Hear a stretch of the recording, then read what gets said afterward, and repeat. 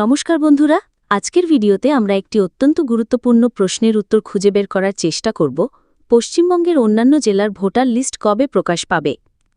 আপনার জেলার voter list কেন এখনও কোথাও দেখতে পাচ্ছেন না? প্রতিদিন ওয়েবসাইট খুলছেন কিন্তু কিছুই নেই।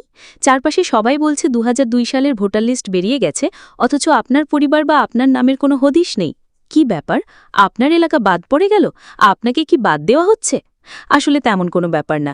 আজকের এই ভিডিওটা একবার শেষ পর্যন্ত দেখুন, কারণ এখানে আমি বলবো কেন আপনার জেলার ভোটার লিস্ট এখনও প্রকাশ পায়নি এবং ঠিক কবে প্রকাশিত হবে।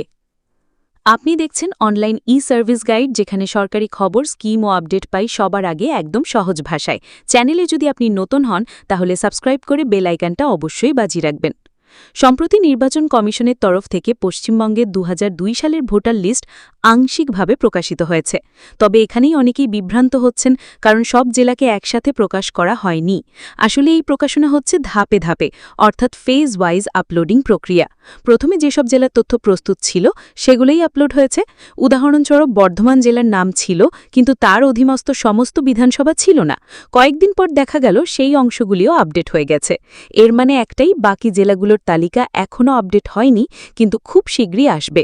নির্বাচন কমিশনের ওয়েবসাইট প্রতিদিনই আপডেট হচ্ছে।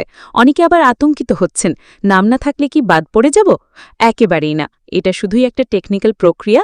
আপনার জেলা বাদ পড়েনি, শুধু আপলোড হয়নি এখনও। একটু ধৈর্য ধরলেই পেয়ে যাবেন।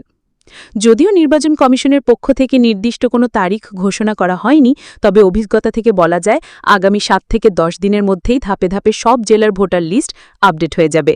তো বন্ধুরা, আশা করি এখন পুরো ব্যাপারটা পরিষ্কার হয়ে গেছে, কেন আপনার জেলার ভোটার লিস্ট এখনও দেখা যাচ্ছে না এবং কবে আপনি সেটা দেখতে পাবেন।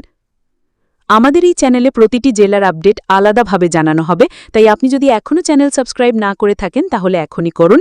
আমরা আবার ফিরব নতুন তথ্য, নতুন গাইড নিয়ে, শুধুমাত্র অনলাইন ই-সার্ভিস গাইডে। ভিডিও দেখার জন্য অসংখ্য ধন্যবাদ। ভালো থাকুন, সাবধানে থাকুন।